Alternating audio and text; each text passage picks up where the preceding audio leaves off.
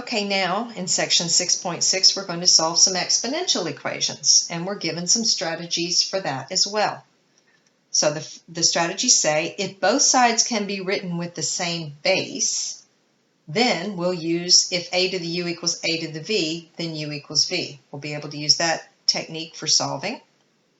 If the equation is of the form a to the y equals x, then we'll change it to a logarithmic form, in other words, use the definition. If the equation is in the form m equals n, we'll use property 8, which says if m equals n, then the log base a of m equals a log base a of n. So we've got 3 strategies for solving exponentials, and of course we'll want to check, and the domain for the exponential function is all real numbers. Okay, so we have 3 to the x equals 7. Can we write both sides with the same base? No, 7 can't be written as 3 to some power. So we'll write it as a definition. The exponential part is all by itself. So we'll say x equals the log, what's the base? Base 3 of 7. Okay, so it says leave an exact form, but exact form should be in either base 10 or natural log. Okay, so I'm not done.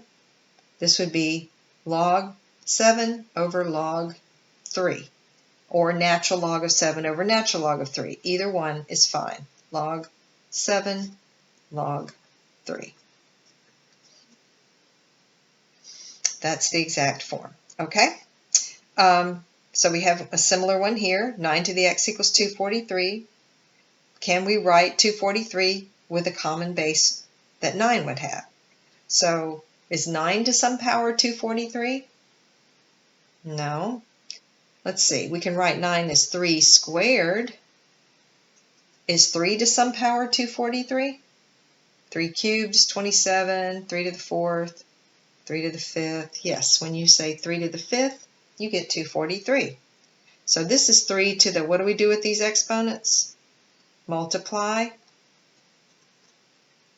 So if a to the y equals, or a to the m equals a to the n, right? These are equal. So 2x and 5 must be equal. So x must be 5 halves.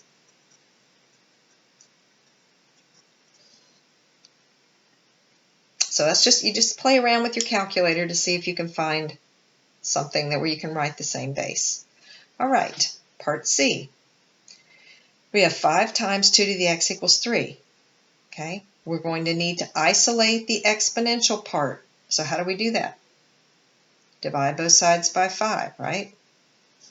Get that exponential part by itself. So we have 2 to the x equals 3/5. And now we cannot write 3/5 with a base of 2, so we're going to use the definition.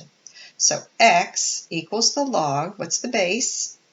Base is 2 of 3/5. And then we'll put it in either natural log or log base 10. I'll just use log base 10, but you could use natural log. Log base 10 of 3/5 over the log base 10 of 2. So that's our solution set. Log base 10 3/5 over log 2. We want either one of the ones on our calculator, base 10 or natural log. Okay, 5 to the x equals 212. Can we write 212 with a base of 5? No. So we'll change it to a log.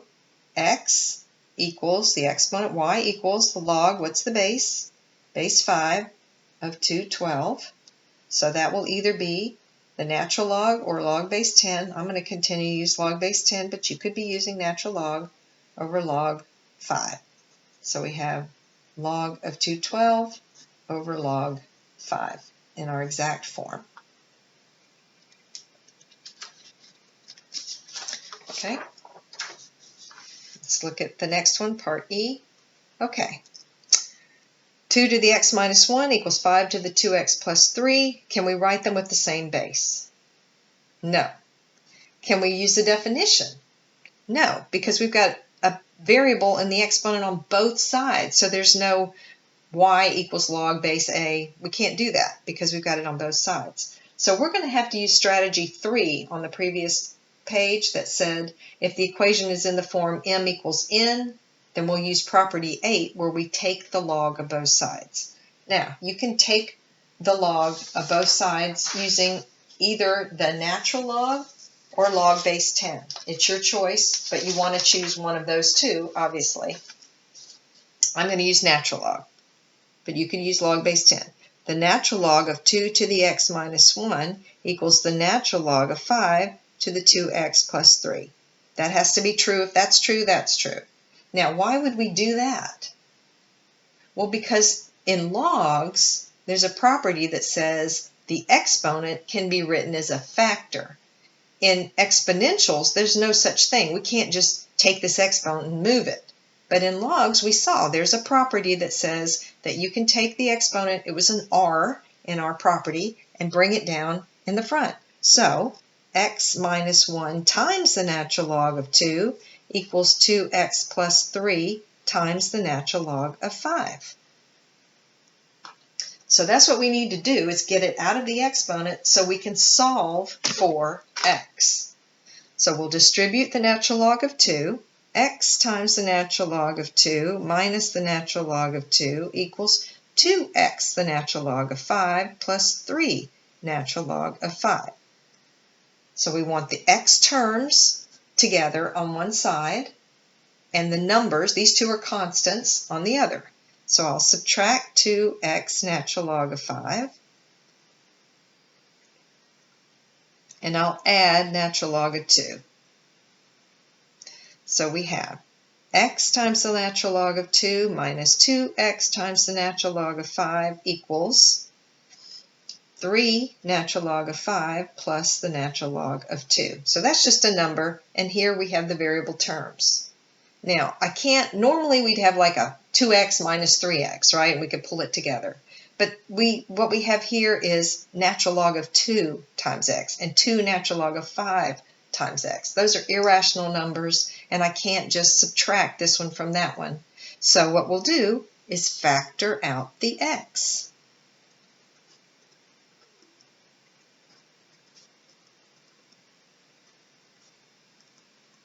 And do you see now how easy it will be to get the x by itself? We'll divide both sides by natural log of 2 minus 2 natural log of 5.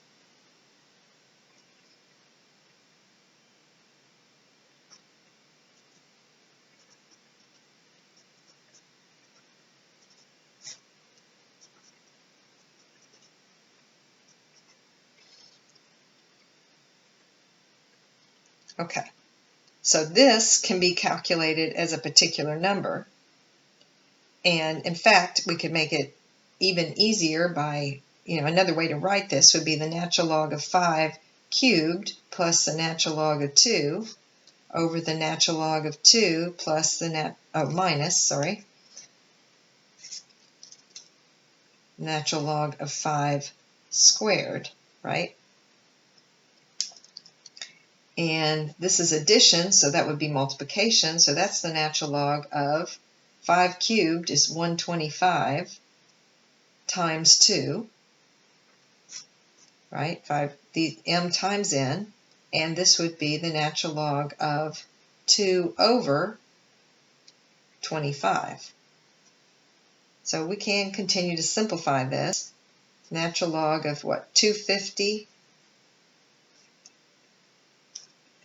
And let's see.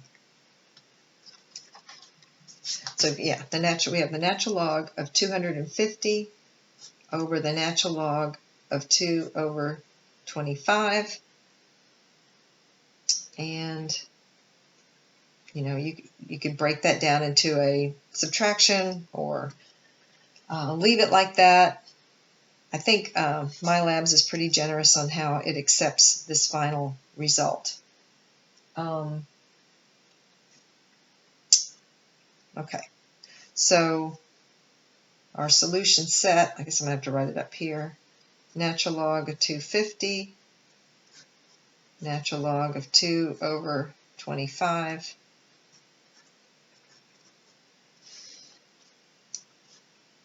Okay, But the key here is to understand how to get that x by itself. First, when you see one like this, how you're going to solve it, take the log of both sides, then you have to distribute, factor out the x. Okay, and in part F, we're to solve these. It looks quite complicated, but we have to get the exponential part by itself. We'll add 4.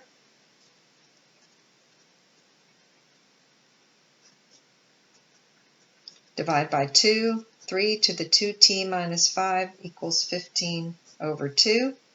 And change it to a log.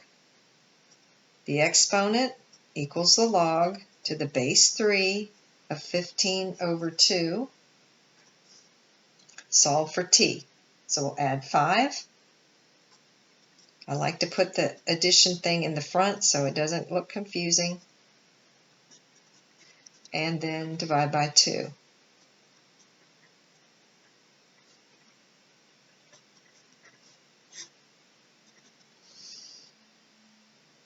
Okay.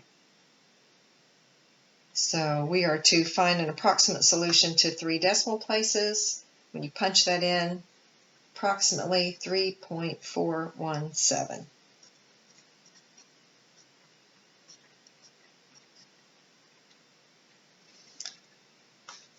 Okay, part G. We have this exponential equation. So this one is one we might solve a different way. We've seen something called U substitution. Let's see if we can make that work. So 9 is 3 squared